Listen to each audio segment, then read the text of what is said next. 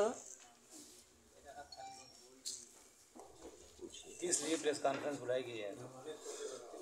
कि पहले तो आप सभी पत्रकार बंधुओं का एक बार फिर से स्वागत और अभिनंदन। और पिछले महीने आप सभी लोग आए थे और आपके माध्यम से हमने कुछ बातें रखी थी। ये संयोग है या महासंयोग है कि हमने, शायद आपको याद होगा कि हमारे 3 जौनपुर ज़िले के जौनपुर लोकसभा सीट की 3 प्रमुख मुद्दे उठाए। पहला हमारा प्रमुख मुद्दा था जौनपुर का प्रति व्यक्ति आय। आप सबको मालूम है देश प्रदेश में डबल इंजन की सरकार है।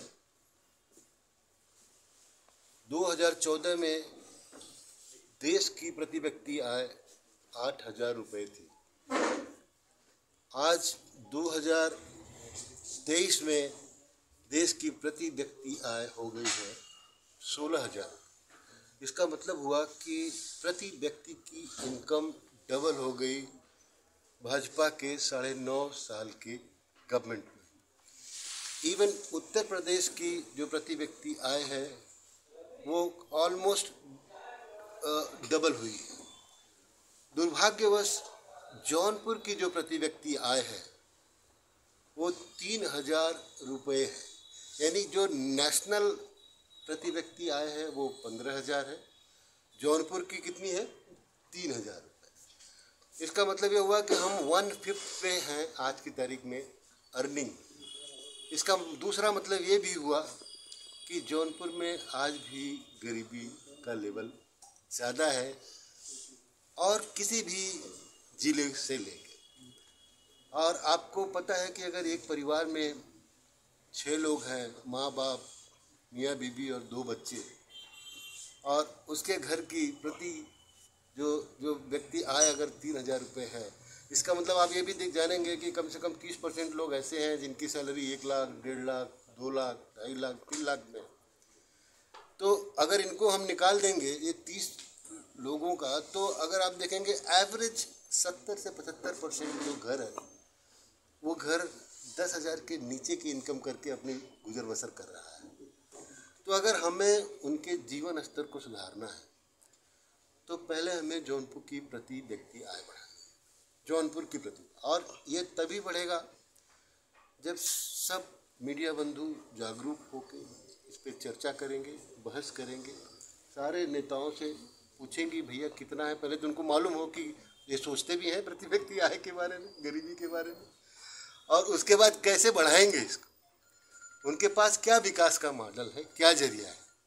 मैंने अपनी बात पिछली बार भी रखी थी कि देखिए मेरा जो व्यवसाय है वो ओवरसीज रिक्रूटमेंट का है। हम पूरे देश से स्किल्ड वर्कर रिक्रूट करते हैं और ओवरसीज एम्प्लॉय करते हैं।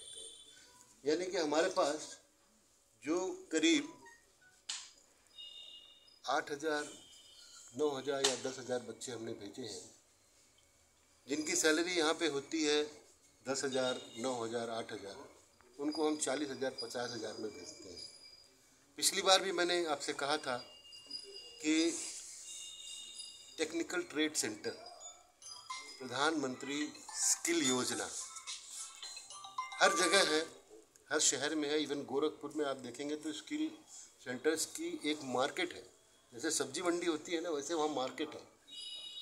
इवन वाराणसी में भी 3-4 है, और बाकी जो स्टेट्स हैं वहाँ तो हर जगह मंडियाँ हैं।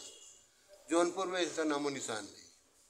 तो ये हम सेंटर्स डालने का प्रयास कर रहे हैं ताकि अपने युवाओं को स्किल करें, यहाँ जो एम्प्लॉयमेंट पाए वो पाए, और जो बाहर जाने के लिए इंटरेस्टेड हो उसको हम बाहर भेजें।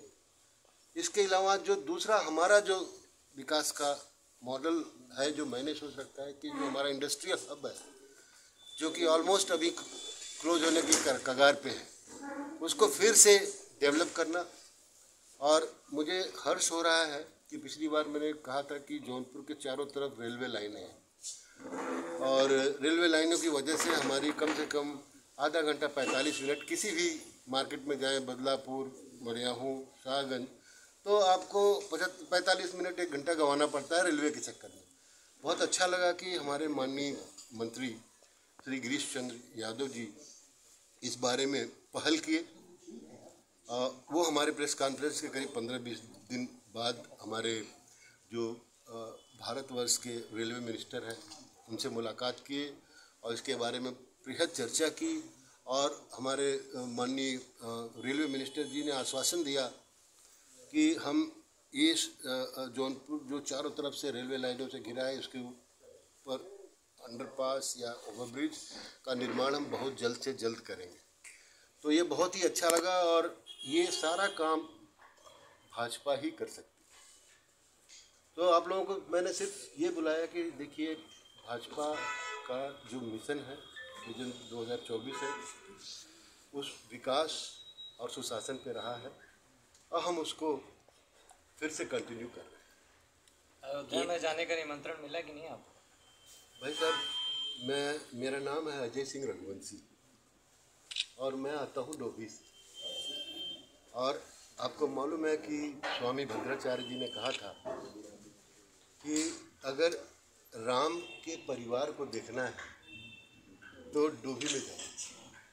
तो हम जो हमारे कुल के हैं, मैं जिसका वंशज हूँ, उनके इनविटेशन का इंतजार मुझे नहीं है।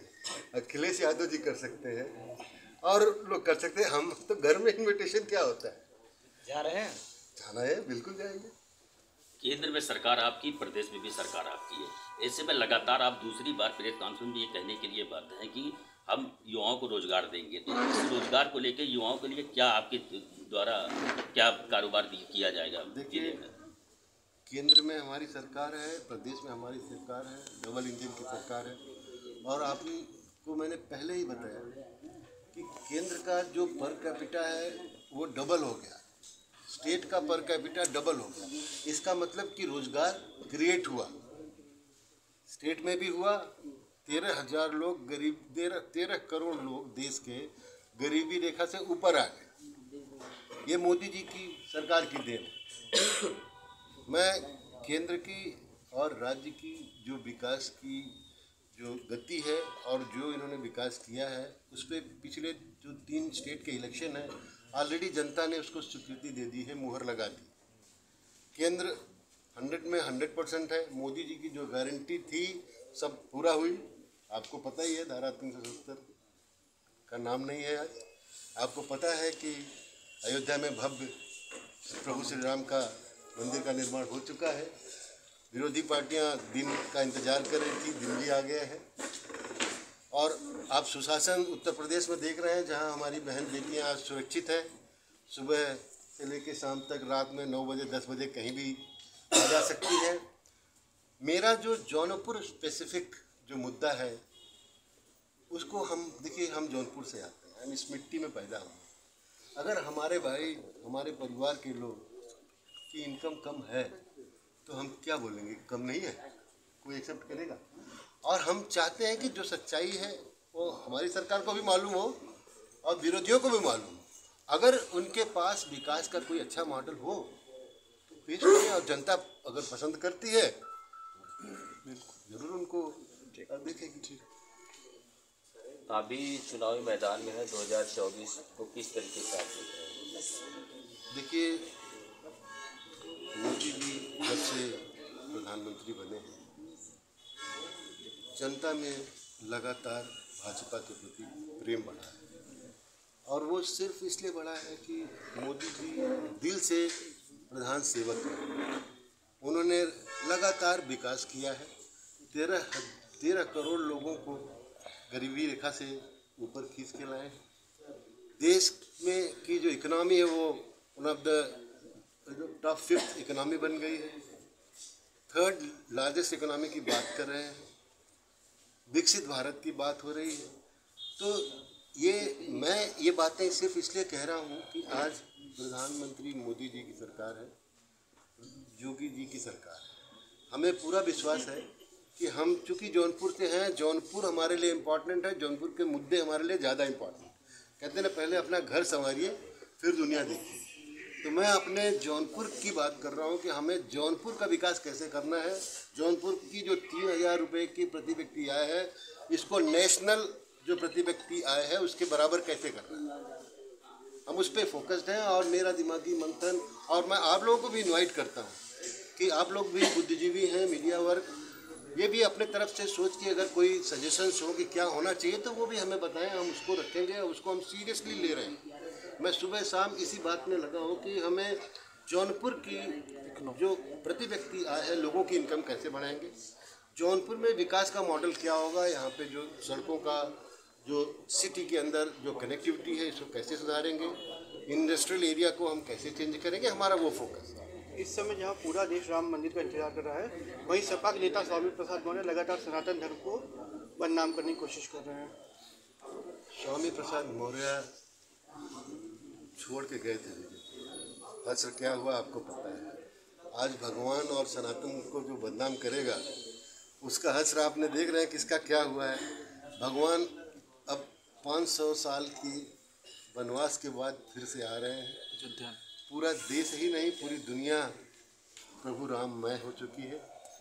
और ये जो लोगों के ऐसे लोगों को इग्नोर भी करना है। हमें इसको, मैं राजनीतिक मुद्दा इसको नहीं बनाता हूँ। भगवान सनातन की आस्था है और भगवान को हम राजनीति में नहीं खींचते, हमने विकास की बात की। ठीक।